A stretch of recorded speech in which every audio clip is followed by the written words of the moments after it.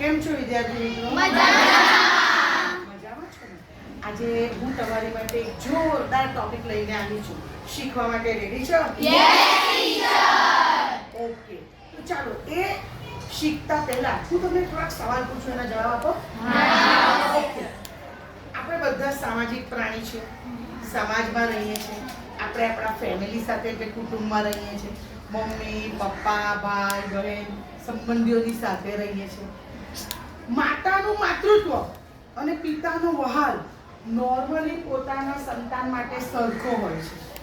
છતાં આપણે કોઈક વાર કંઈક માર્ક કરીએ છીએ કે મમ્મીનો વહાલ કોને વધારે મળે છે? દીકરાને. અંદરની જલન બહાર નીકળે છે, ઈર્ષ્યા. અને પપ્પાનો પ્યાર યસ, એનો મતલબ આપણા પપ્પા આપણને વધારે વહાલ કરે. આપણે આપણા ફાધર માટે કોણ છીએ? એન્જલ છીએ, પરી છીએ. આપણે આપણા અંબાની પપ્પાની લાડલી બેટી છીએ, દીકરી છીએ. ખરેખર તો બાપ જેટલો પ્યાર પોતાની દીકરીને કરે છે ને આ દુનિયામાં, એટલો કોઈને નહીં કરતો. બરાબર? એક સરસ મજાનું મને એક કોટેશન યાદ આવે છે કે બાપના એટલે કે પિતાના શરીરમાંથી બહાર નીકળીને હરતું ફરતું હૃદય, હૃદય એટલે કોણ? દીકરી. તો બસ આજે આપણે દીકરી ગઝલનો અભ્યાસ કરવાનો છે. દીકરી ગઝલ, એના કવિનું નામ છે અશોક ચાવડા અને જેમનું ઉપનામ છે બે દિલ. કેટલા દિલ? બે દિલ.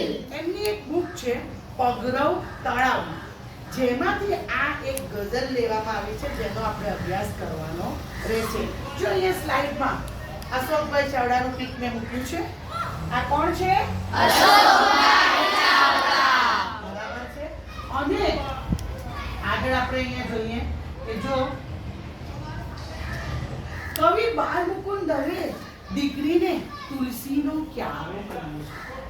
શું કહ્યું છે? તુલસીનો ક્યારો. પવિત્રતાને મૂળવી છે. તો બરાબર આવી જ રીતે બાપના હૃદયમાં જે દીકરી માટે વહાલ છે, પ્રેમ છે, એનું વર્ણન કરતી આ ગઝલ આજે આપણે જોવાનું.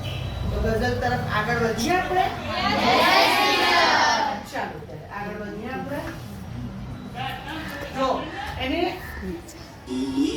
એક એક દેવીની ઝલકમાં દીકરી સુખડ ચંદન છે, સુખડ ચંદન અને કુમકુમ તિલકમાં દીકરી. અહીંયા સ્વર્ગની એક દેવીની, સ્વર્ગની, સ્વર્ગ એટલે દેવોનો લોક, સ્વર્ગ, જન્નત, હેવન. સ્વર્ગની એક એટલે હરેક, પ્રત્યેક દેવીની ઝલકમાં દીકરી.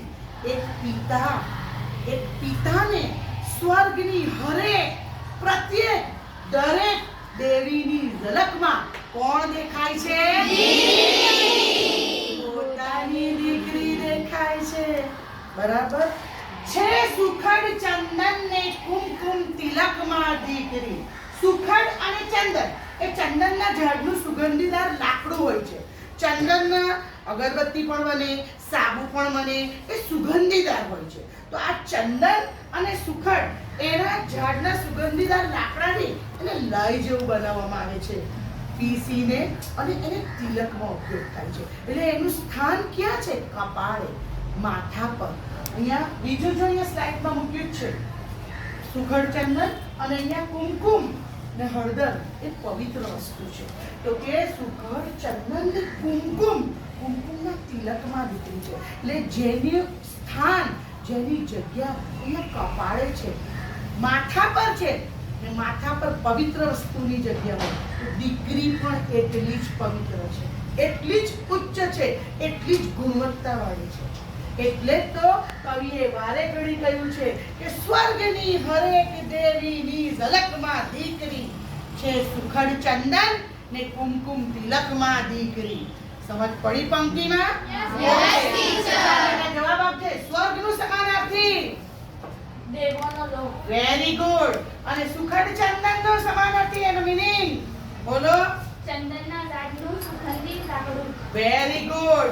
અને સમજ પડી ગઈ તમને? હા. આગળ વધીએ. ઓકે.